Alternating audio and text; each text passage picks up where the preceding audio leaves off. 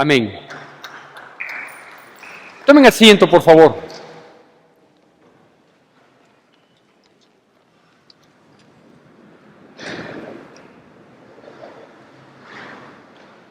Saludo a todos mis hermanos con la paz del Señor. El día viernes tuvimos un lindo tiempo, gracias a Dios, de rendir con nuestro corazón honor, gloria, reconocimiento e inmensa gratitud a nuestro Dios. Es verdad que fue un lindo tiempo que lo hemos venido preparando y para la gloria de Dios nos bendijo y nos permitió que salgan las cosas bien. Pero es necesario también que nosotros mantengamos ese espíritu de adoración, de gratitud y de entrega total a Dios, siempre, siempre. Quiero partir precisamente de este punto porque los seres humanos somos normalmente muy emocionales, ¿sí? Y las emociones son temporales. Las emociones no son sino la respuesta que nosotros tenemos ante los impulsos que nosotros recibimos, ante las motivaciones que nosotros recibimos. Entonces, cada situación tiene una reacción, esa reacción son nuestras emociones. Y nuestras emociones, son cambiantes dependiendo de las circunstancias. Y es por eso que la palabra de Dios, tanto en el Evangelio de Mateo como en el Evangelio de Lucas, nos dice que, hablando en alegoría, el Señor Jesucristo nos dice que nosotros debemos tratar de fijarnos y afirmar nuestro fundamento, ¿sí? Entonces habla de una alegoría, en Mateo 6, en Lucas 6 también, dice que un hombre construyó una casa y que esa casa, la que construyó una primera persona, fue construida sobre la roca. Dice que cavó profundo, la afirmó sobre la roca. Eso implica que llevó un tiempo de trabajo, de esfuerzo, y que luego edificó la casa. Dice que otro hombre, pues en cambio edificó solo sobre la tierra o sobre la arena, no hizo unas raíces profundas, y obviamente la arena, la tierra es movediza. Aparentemente las dos edificaciones tenían una misma imagen, pero luego dice que soplaron vientos, que vinieron ríos, dificultades, problemas, y obviamente la segunda edificación, la segunda construcción se vino abajo. Pensando yo precisamente en estas circunstancias, digo, ¿cómo estarán nuestros fundamentos? En el cristianismo, obviamente, me refiero. ¿Cuán profundos estén esas raíces? ¿Estarán afirmadas? Quizás, a lo mejor, la imagen que se ve del nivel de la tierra hacia arriba, a lo mejor no es muy grande, pero quizás tengamos unas raíces fuertes, porque también hay que partir de una triste realidad. No puedo decir que sea un 100%, y gracias a Dios no es un 100% de personas cristianas y no cristianas, pero la característica latinoamericana es de que nosotros no somos muy empeñosos, de que no somos muy serios en las cosas, al menos que debemos ser serios, de que nosotros nos conformamos con conseguir lograr las cosas a medias. A veces tenemos grandes objetivos, grandes metas y queremos llegar a ellas, pero en el trayecto, nos vamos conformando y a veces no llegamos a hacer lo que tenemos que hacer. Una frase muy triste, pero muy repetitiva que hay entre nosotros es: así nomás no importa. No sé si le ha pasado, ¿sí? Que uno dice, hay que hacer tal cosa. Dice, y comienza uno a hacer. Y algo se logra y dice, así nomás, no importa. Así que sí lo he llamado yo a esta prédica. Así nomás, no importa, ¿sí? Para que esto quede grabado en nuestros corazones y nunca lo pongamos por obra. Porque en la vida no puede ser así. Esa es una vida a medias. O dicho de otro modo, que golpean nuestras vidas, pero que es cierto, es una vida mediocre. ¿Cuántas cosas han pasado en nosotros que nos han remecido? ¿Cuántos ríos han golpeado? ¿Cuántos vientos han soplado? ¿Cuántas dificultades hemos enfrentado? que es una invitación de parte de Dios para nosotros afirmarnos en tal o cual situación, ¿sí? Y muchas veces no lo hacemos, ¿sí? Y es por eso que tenemos, por ejemplo, relaciones interpersonales medianas, que el primer problema, ahí se acaba, ¿sí? Ya se fue, ¿no? Uno se va, otro vendrá, ¿sí? Tenemos relaciones sentimentales que son igual, ¿sí? No es que hay un verdadero compromiso con Dios primero y con el prójimo, no es que hay un deseo de hacer feliz a la otra persona, ¿sí? No es que uno está preocupado del respeto, la consideración, el apoyo y la ayuda solidaria, ¿sí? El respeto a la relación y el respeto a la persona. No, sino que uno dice, así está bien. Si fallaste, te equivocaste, pídele perdón. Si te pide perdón, bien. Y si no, así nomás, no importa. Y por eso se acaban los matrimonios, ¿sí? ¿Por qué el nivel académico, ¿sí? se viene abajo? Porque todos le apuntamos a pasar el año, no le apuntamos a ser los mejores. ¿Por qué? Porque así nomás, no importa. Y así podemos enumerar un sinnúmero de cosas. Y por eso digo, me permití poner este título que termina siendo un poquito vergonzoso, pero necesario. Así que yo quiero en esta oportunidad hablarle al menos, o recordarle, al menos de 3 fundamentos que debe haber en nuestras vidas, 3 fundamentos de los más que hay, pero considero que son los más importantes y que deben estar bien claros en nosotros. Un fundamento bien cavado, bien afirmado sobre la roca, para que cuando vengan los vientos, para cuando soplen los vientos, para cuando golpeen los ríos, cuando vengan las dificultades, pues seamos inamovibles, ¿sí? Porque no podemos evitar los problemas. Los problemas son parte de la vida, que nos llegarán tarde o temprano y se repetirán en muchos de los casos, pero lo importante es aprender la lección y afirmarnos. Así que permítame compartirle estos tres fundamentos que nos muestra la palabra de Dios, y que cuando nosotros, no sé si fue cuando llegamos a los caminos de Dios, o quizás alguno de estos fundamentos ya los teníamos en concepto, en teoría, ya los teníamos anteriormente, y a lo mejor los olvidamos, ¿sí? A lo mejor se nos chispoteó, o nunca los ejecutamos, o habiendo conocido, no nos olvidamos, ¿sí? Y pasó el tiempo. En Deuteronomio, capítulo 6, los versículos 1, 5 y 6, hago yo la lectura, le pido por favor que usted siga con atención, con reverencia a la palabra de Dios. Deuteronomio, capítulo 6, versículos el 1, y luego saltamos al 5 y al 6. La palabra de Dios dice así, y luego le digo cuál es este primer fundamento. ¿Tenemos todos amén? Deuteronomio, capítulo 6, versículo 1, y luego saltamos al versículo 5 y 6. La palabra de Dios dice así: estos pues son los mandamientos, estatutos y decretos que Jehová vuestro Dios mandó que os enseñase, para que los pongáis por obra en la tierra a la cual pasáis vosotros para tomarla. Versículo 5: y amarás a Jehová tu Dios de todo tu corazón y de toda tu alma y con todas tus fuerzas. Y estas cosas que yo te mando hoy estarán sobre tu corazón. Y luego viene obviamente ya la recomendación de traspasar eso a nuestros hijos, a nuestras generaciones, ¿sí? No solo hablándoles, sino enseñándoles con el ejemplo. Así que este primer fundamento se llama Dios en primer lugar. Dios en primer lugar. Esto es algo que recuerdo yo cuando seguía la religión tradicional. Era lo que se conocía como el primer mandamiento, ¿no es cierto? Amarás a Dios, era el primer mandamiento.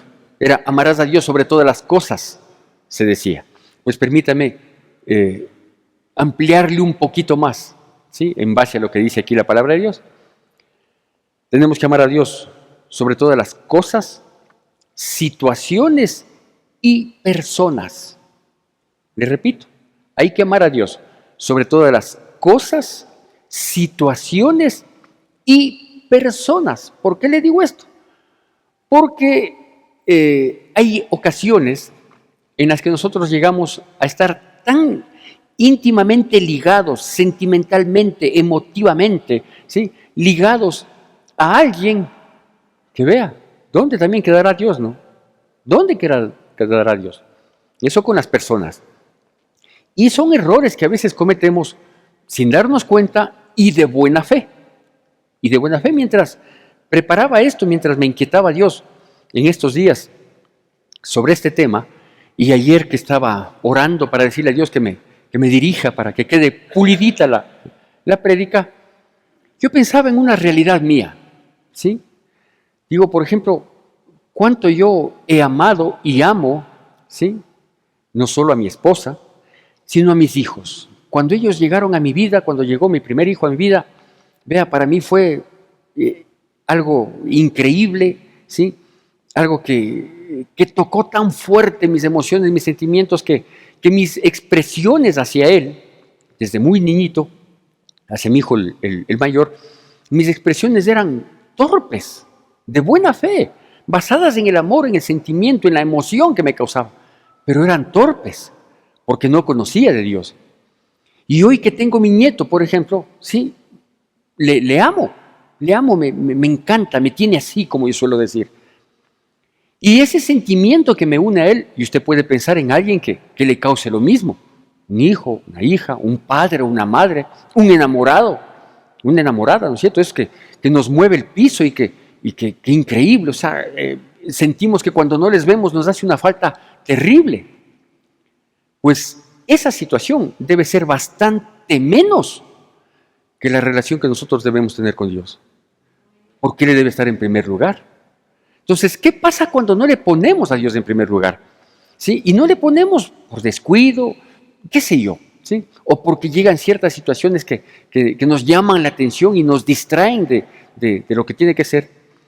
Que tanto las personas, las situaciones, como las cosas que ponemos en primer lugar, a veces sufren desgaste, a veces se desmoronan, a veces se acaban, a veces se vienen abajo, ¿sí? Y nosotros al piso. Se acaba una relación sentimental, sea de noviazgo, sea de matrimonio. Después de muchos años de haber compartido, se acaba eso.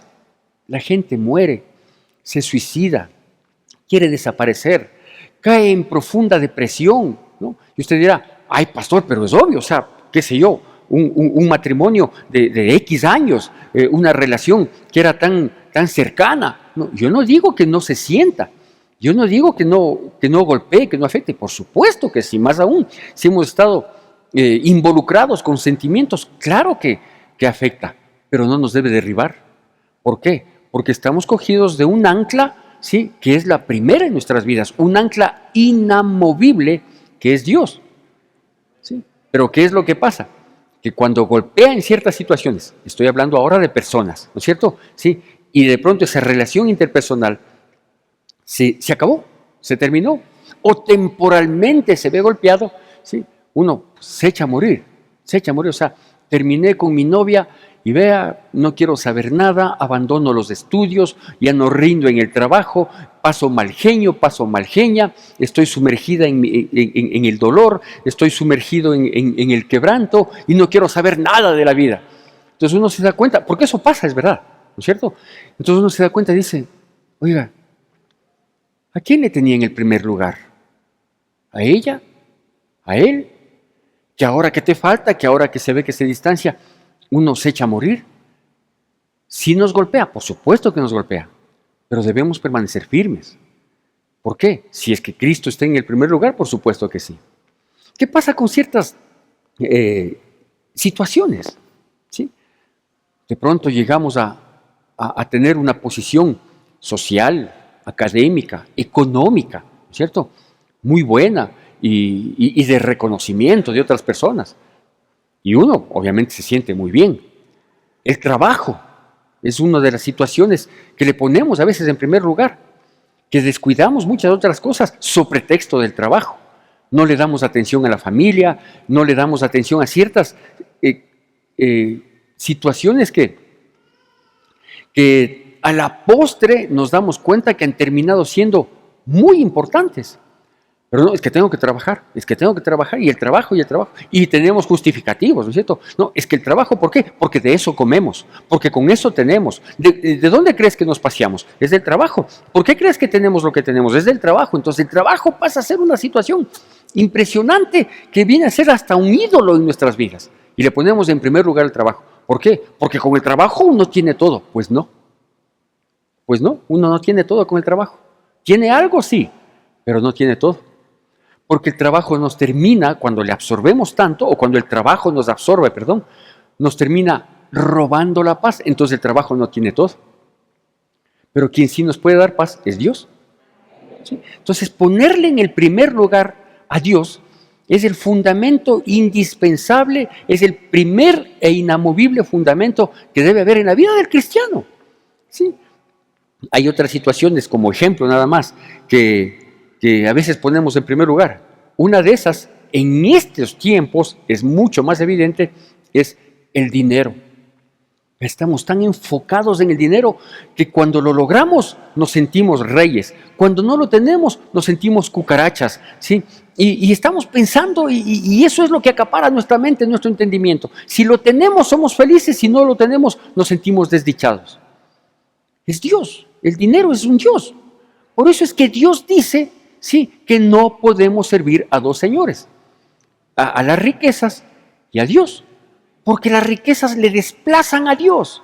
Cuando una persona llega a tener dinero sin Dios, ¿sí?, y hace del dinero su Dios, ¿sí?, ya no necesita a Dios, porque piensa que con el dinero puede conseguir todo lo que quiera. Y lo peor de todo es que en parte es cierto, puede conseguir toda la vida, todo el deleite, todo el pecado que quiera. Gracias a Dios por la pobreza, ¿no? ¿No se ha puesto a pensar en eso? Que a veces no tenemos lo que quisiéramos, lo que alguna vez anhelamos.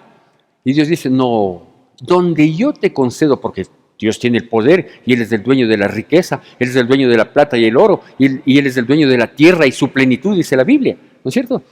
Y donde Dios dice, ve, donde yo te doy a vos un centavo más, te me pierdes. Así que sí, pobrecito, necesitado, quede nomás, ¿sí? Porque donde te confío un centavo más, vas a blasfemar de mí, te vas a olvidar de mí, vas a acabar con tu vida y con los que están en tu entorno, así que quede nomás ahí con necesidad, así te tengo de rodillas.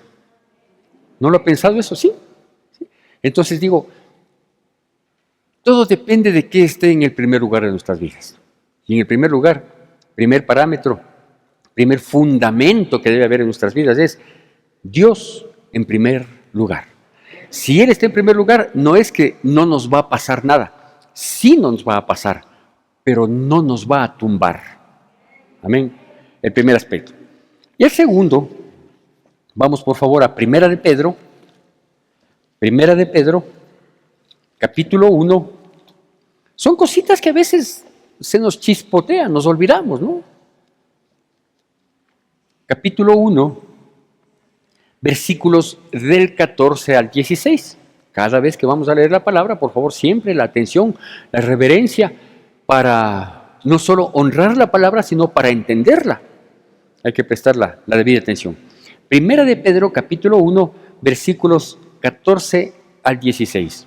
Dice así: como hijos obedientes, no os conforméis a los deseos que antes teníais estando en vuestra ignorancia, sino como aquel que os llamó es santo, sed también vosotros santos en toda vuestra manera de vivir, porque escrito está, sed santos porque yo soy santo.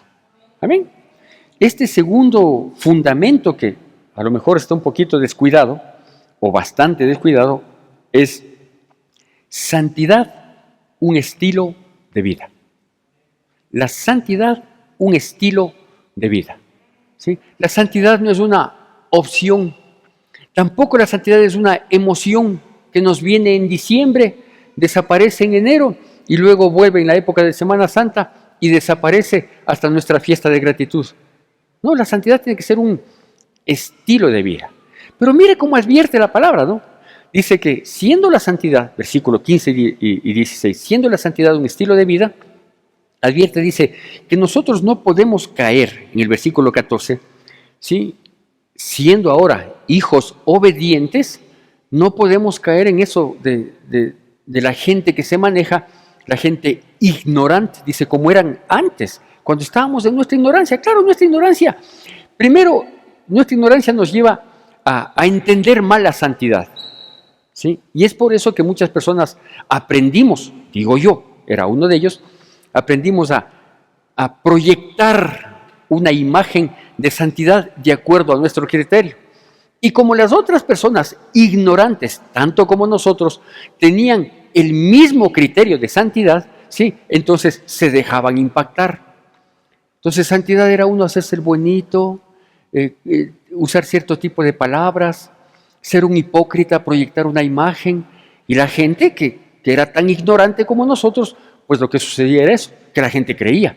Decían, no, el fulanito, la fulanita, dice, si es una santa mujer, si es una santa mujer, es incapaz de pensar siquiera, peor de ejecutar tal o cual situación.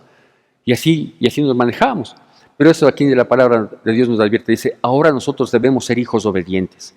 Y como hijos obedientes debemos manejarnos de santidad por una simple razón, porque el que nos llamó es santo y tenemos que ser santos en toda nuestra manera de vivir. Y aquí quiero hacer hincapié. Toda nuestra manera de vivir significa santidad en nuestros pensamientos, santidad en nuestro hablar y santidad en nuestro obrar.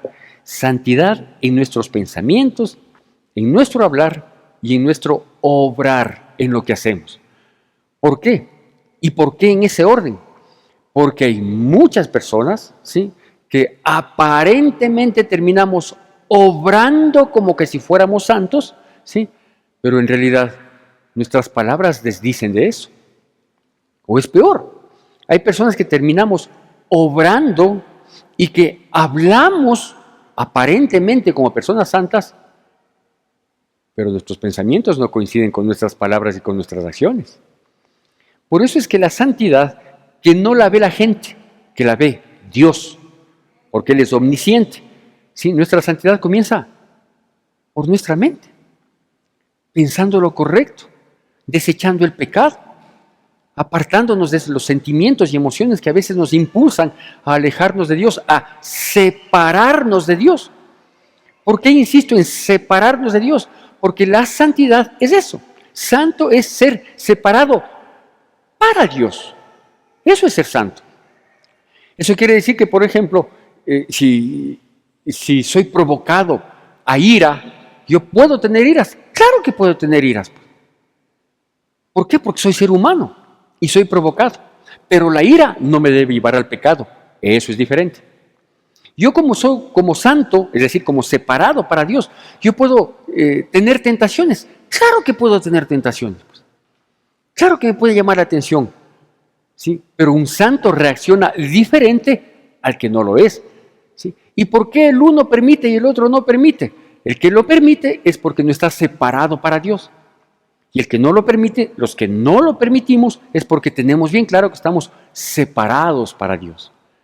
Entonces, el ser santo es un fundamento del cristianismo que no podemos olvidarlo, que debe ser de ejecución continua en nuestras vidas.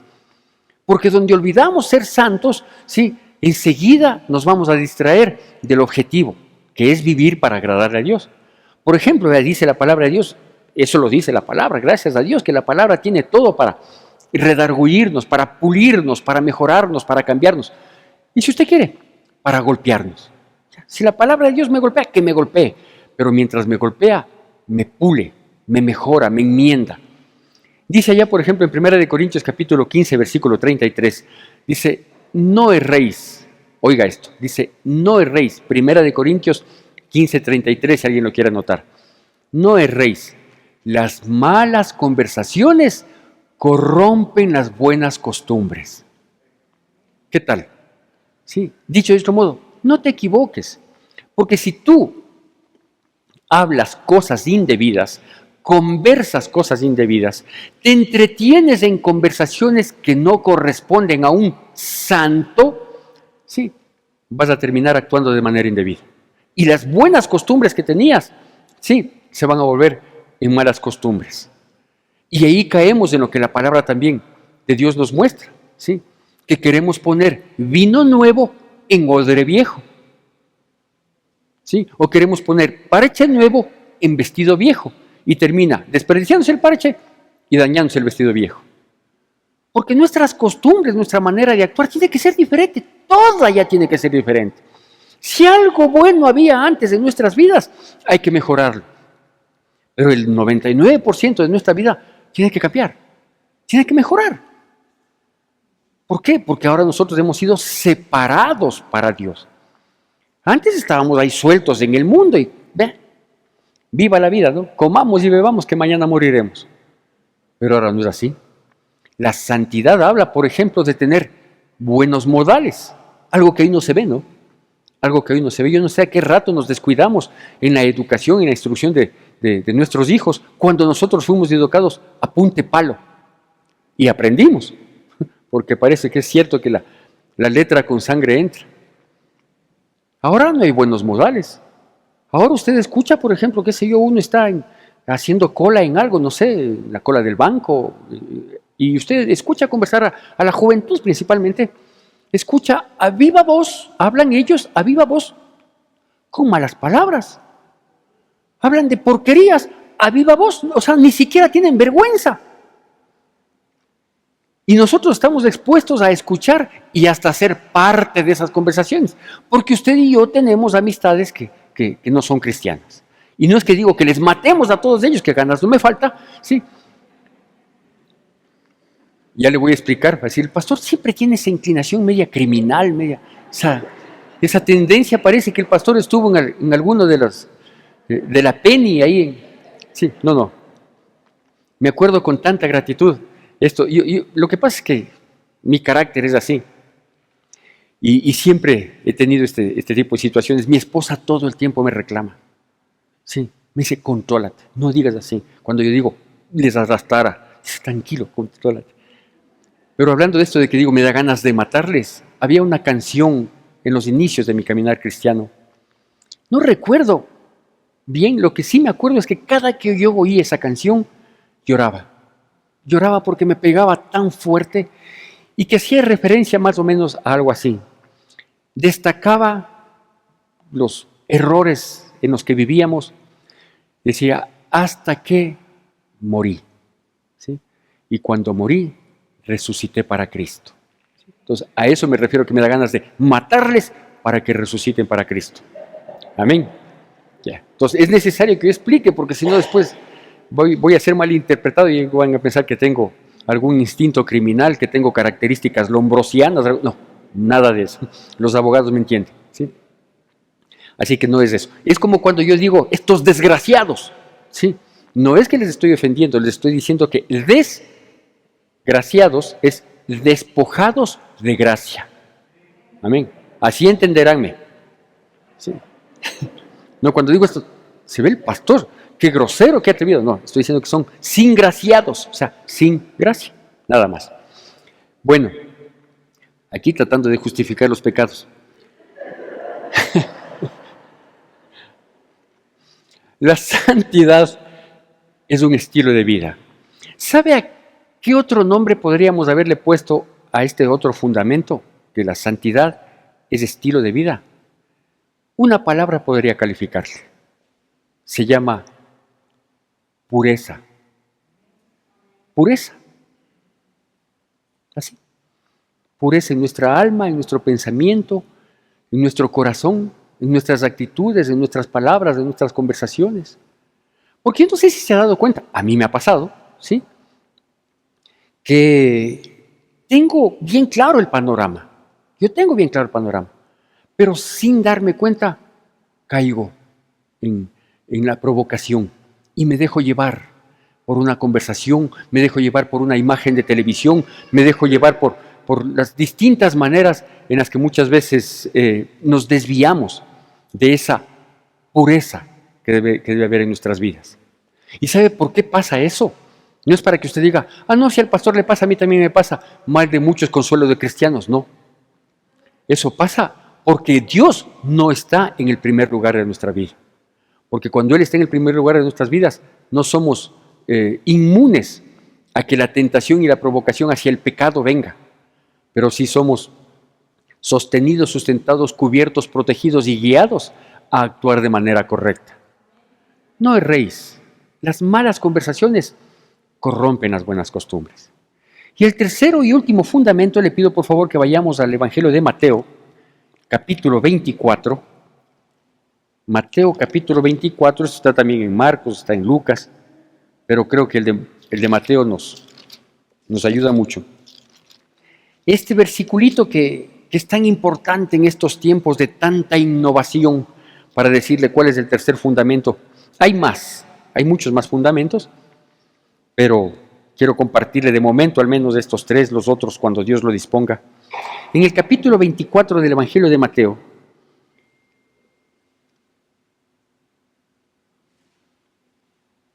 versículos 34 y 35, dice así, con atención y reverencia. Mateo capítulo 24, versículos 34 y 35.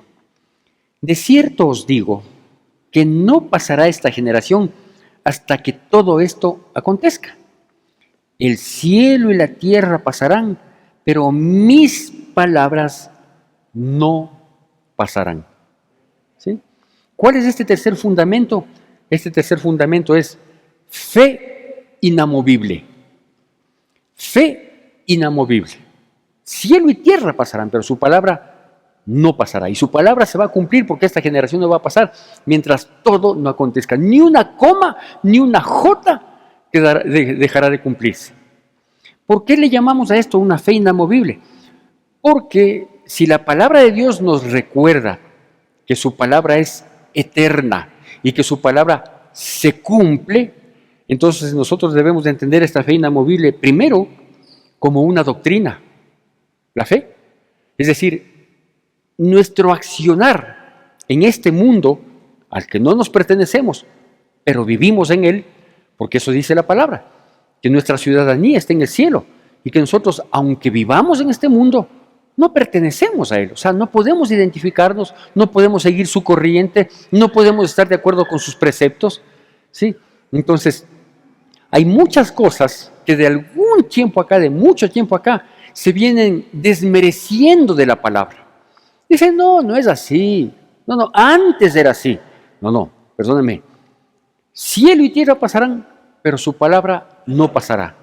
Como yo dije alguna vez en una predicación, no aquí en nuestra iglesia, fui invitado a otro lugar, y yo dije que yo voy a aceptar ciertos aspectos, no porque me identifique con la modernización de la iglesia, sino que yo voy a aceptar ciertos preceptos cuando la palabra de Dios cambie. Y como la palabra de Dios no cambia, porque es eterna, entonces yo no voy a cambiar. Y si me quieren decir que yo soy radical, que soy necio, que soy terco, que soy chapado a la antigua, que soy cerrado, que soy cuadrado, pues sí, respecto de la fe inamovible, pues sí soy. Así que nadie pierda el tiempo con nosotros tratando de hacernos cambiar de perspectiva para que terminemos cambiando de opinión. ¿Por qué? La fe de Dios está escrita así está escrita, así la creo y así la cumplo. Punto. ¿Sí? Pero qué necio, qué cuadrado. Así mismo soy. Así mismo soy. Si la Biblia a mí me dice que el pecado es pecado, pues terminará siendo el pecado para mí. Yo primero voy a terminar mi vida antes de que yo crea que es diferente el pecado. ¿Que le maquillan ahora ciertas cosas? No, Señor. ¿Por qué? Porque la fe es inamovible. Digo, primero entendido como una doctrina, ¿no es cierto? Como una doctrina de salvación. No, pero yo conozco una persona que se fue a la India y ahí conoció una de las 500,000 millones de religiones que tienen y trajo una práctica y cambió. ¿Sí? Y ha cambiado y es una buena persona. Le felicito. No sabe cuánto me alegra saber que el Ricky Martin fue luego a la India, regresó y compuso la canción no sé cuánto del Burú, porque tuvo un impacto con una de esas filosofías satánicas, porque son satánicas y hay que llamarlas por su nombre. Y cambió y mejoró. Claro que cambió. Quiso estar embarazado no pudiendo, alquiló un vientre de alquiler para tener sus hijos. Qué gran cambio, ¿no? Pero es una gran persona y qué lindo que canta. Le felicito como el que más. Pero para mí eso es pecado y abominación. Así dice esto, así lo creo, y de ahí nadie me mueve. ¿Sí? Porque hay un montón de doctrinas, ya le digo, en cuanto a la salvación. Perdón, y es por lo que la gente no sabe lo que es la salvación. Ni los cristianos muchas veces no saben lo que es la salvación. Yo le voy a resumir. ¿Sabe qué es la salvación? La salvación es la metodología de Dios a través de la cual nos rescató del infierno. Esa es la salvación.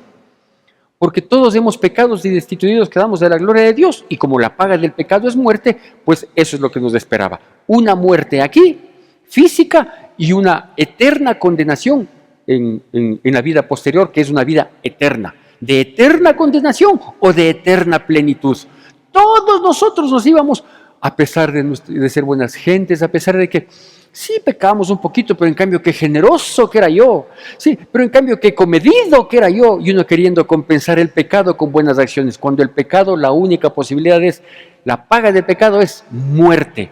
Y el que murió por nosotros para llevar toda carga del pecado es Cristo Jesús. Y nadie se salva si no le recibe a Él como su Señor y Salvador y comienza a creer en Él como dicen las Escrituras y comienza a caminar tal como Él quiere que nosotros caminemos. Esa es la posibilidad. No, pero a mí me salva la Virgencita. No, Señor, la Virgencita no salva. A mí me salva mi abuelita, que era tan bonita y se fue al cielo. No sabemos si está en el cielo y tampoco la abuelita salva. No salvan las creencias, no salvan las doctrinas, no salvan nada. El único Salvador es Cristo Jesús, el Rey de Gloria. Eso dice aquí y no voy a creer otra cosa. A Él toda gloria, toda alabanza y todo honor. ¿Y por qué le digo esto? Porque vea, discúlpeme, yo he oído en conversaciones, o sea, a mí me mata de las iras. Ya le digo, yo puedo tener iras y hay muchas cosas que me molestan. ¿Sí? Yo he oído a cristianos que hablan de posibilidades de cambio, de salvación, y que no solo es así. Perdóneme, hay un solo intercesor entre Dios y los hombres, Jesucristo hombre. ¿Por qué? Porque Él vino de arriba, estuvo con nosotros y volvió arriba. Punto. ¿Alguien más vino de arriba? Pablo, Pedro, la abuelita, el familiar que murió niño. No, nadie. El único que se despojó, siendo en forma de Dios, no estimó el ser igual a Dios como cosa a que aferrarse, sino que se hizo hombre y fue obediente hasta la muerte y muerte de cruz, por lo cual Dios le exaltó hasta lo sumo y le dio un nombre que está por sobre todo nombre, para que en su nombre todos los que están en la tierra, en el cielo, en la tierra y debajo de la tierra, declaren que Jesucristo es del Señor. Uno solo, Jesucristo. No hay más. Entonces, esa es una fe inamovible, que yo no la voy a negociar, pues, ni la puedo combinar. Es que lo uno no lo excluye a lo otro. Sí, mi Señor Jesucristo excluye a todo mundo. Sí, no, es que han habido grandes personajes en la historia. Yo no estoy diciendo que no.